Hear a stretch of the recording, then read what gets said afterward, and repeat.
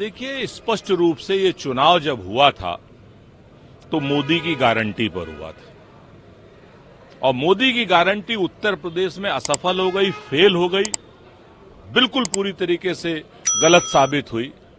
अब मोदी की गारंटी को दूसरे के ऊपर थोपा जा रहा है। लड़ाई सिर्फ इतनी सी है इन लोगों की। अभी भी ये लोग जनता के हितों की लड़ाई नहीं लड़ रहे हैं, आपसी बंदर बांट की लड़ाई लड़ रहे हैं, भ्रष्टाचार के बंटवारे की लड़ाई लड़ रहे हैं, कोर्ट थाना कचहरी की लड़ाई लड़ रहे हैं कि कहां किसकी चलेगी किसकी नहीं चलेगी। इनके एमएलसी, एमएलए और मंत्री इस सरकार को लगातार सर्वकालिक भ्रष्टाचारी सरकार बता रहे हैं। एक आदमी यहां पर वो ले रहा है, क्या नाम, कैबिनेट की मीटिंग ले रहा है, तो दूसरा डिप्टी चीफ मिनिस्टर दिल्ली भागा हुआ है।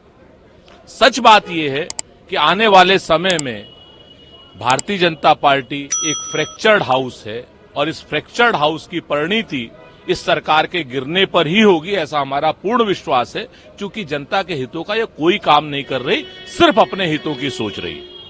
आज 11 प्रभारी मंत्री रहेंगे, लेकिन अभी जो जिक्र हुआ डिप्टी सीएम उसमें नहीं है। वो आज कल ही दिल्ली पहुंच गए। भूपेन्द्र चौधरी प्रदेश अध्यक्ष वो भी दिल्ली पहुंच गए। जेपी नड्डा से पैरेलल मीटिंग चल रही है। तो क्या लग रहा है कुछ अंदर का जो अंदर खाने में क्या कहीं कुछ गड़बड़ी है जो अब जाहिर होने लगी है?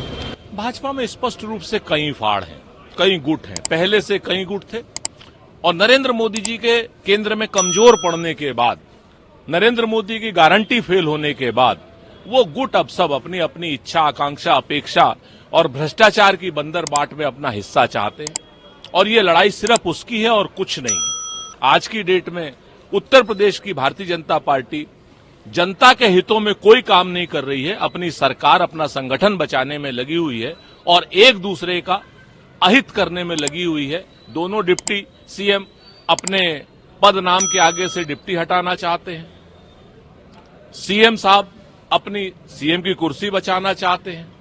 बुलडोजर का डीजल खत्म हो गया है, धंस गया है कहीं ना कहीं।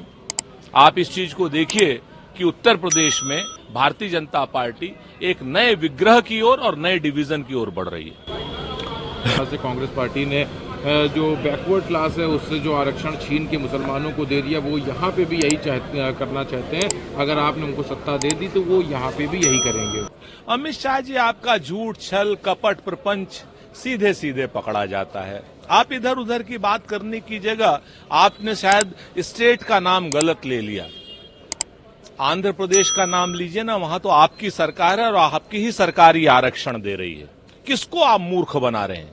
जनता को आपने पहले मूर्ख समझा तो आपका ये हाल हुआ है और आगे भी अब मूर्ख समझ रहे हैं। हमारी जनता भगवान है, जनता जनार्दन है, सर्वज्ञ है, सर्वव्यापी है और सब कुछ देखती है। उसे मालूम है जनता को, अमित शाह जी, कि ये आरक्षण तेलंगाना में ही नहीं, आंध्र में ही नहीं, कर्नाटक में ही नहीं, आपकी एनडीए की जो सरकार है आंध्र में तेलुगु देशम पार्टी के साथ में भाजपा की सरकार, ये वो आरक्षण दे रही है।